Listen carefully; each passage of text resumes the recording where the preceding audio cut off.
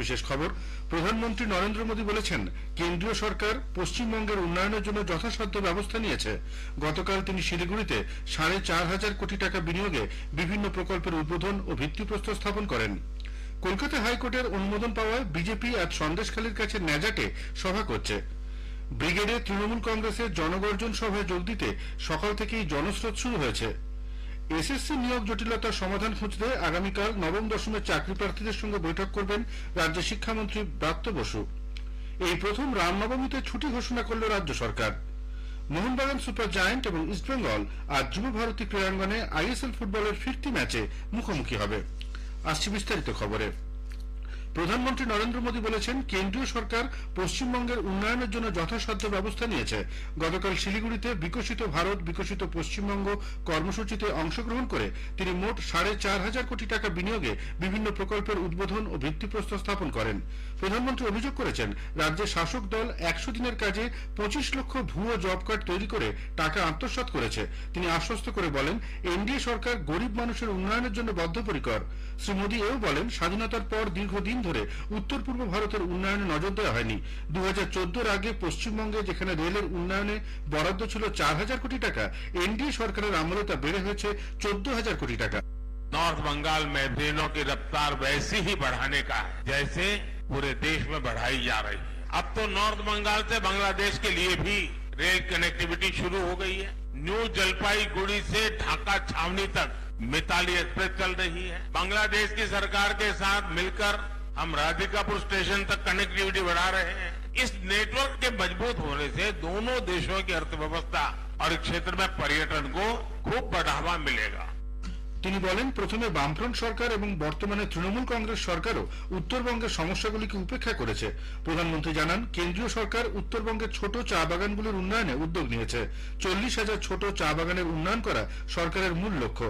ইতোমধ্যেই চা বাগানগুলিকে কিষাণ ক্রেডিট কার্ডের আওতায় আনা হয়েছে।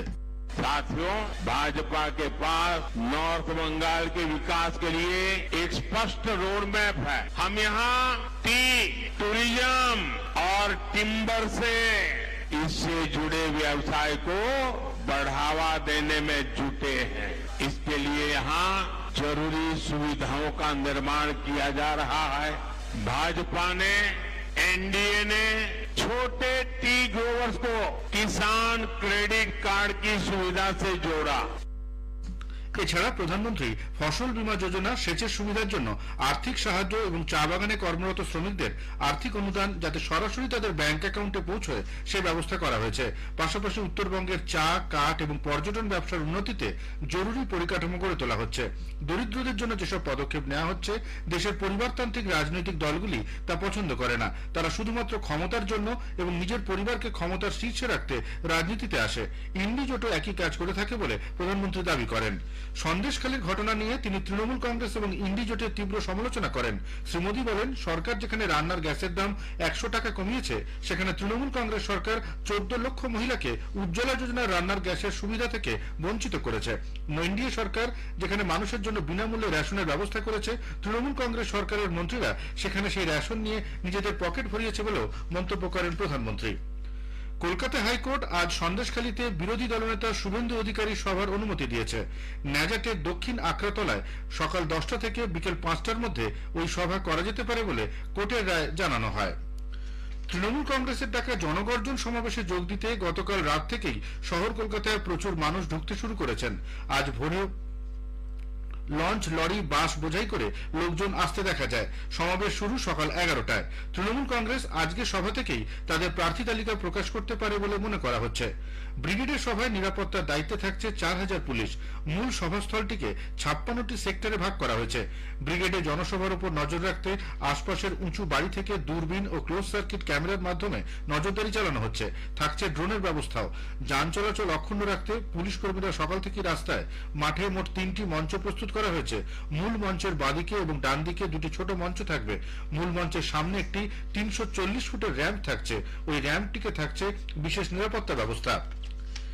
এসএসসি নিয়োগ জটিলতার সমাধান খুঁজতে আগামীকাল নবম দশমের চাকরি প্রার্থীদের সঙ্গে বৈঠক করবেন রাজ্যের শিক্ষামন্ত্রী ব্রাত্য বসু। গত শুক্রবার চাকরি প্রার্থীদের সঙ্গে একটি বৈঠক হয় তৃণমূল নেতা কুণাল ঘোষের। তারপরই চাকরি প্রার্থীদের সঙ্গে বৈঠকের কথা জানান শিক্ষামন্ত্রী। জানা গিয়েছে চাকরি প্রার্থীদের মধ্যে দুজন সোমবারের বৈঠকে থাকবেন। বৈঠকে তৃণমূল নেতা কুণাল ঘোষকেও উপস্থিত থাকতে বলা হয়েছে। থাকবেন শিক্ষা সচিব মনীষ জৈন ও স্কুল সার্ভিস কমিশনের চেয়ারম্যান সিদ্ধার্থ মজুমদার। জনসাধারণকে তাদের লোকসভা কেন্দ্রের বিশদ তথ্য এবং সেই এলাকায় চালু থাকা বিভিন্ন কেন্দ্রীয় সরকারি প্রকল্প ও উন্নয়ন সম্পর্কে অবহিত করতে আকাশবাণী কলকাতার সংবাদ বিভাগ শুরু করেছে বিশেষ অনুষ্ঠান ভারত বিকাশ ডায়েরি। প্রতিদিন রাত 8:50 গীতাঞ্জলি প্রচার তরঙ্গে শুনুন 10 মিনিটের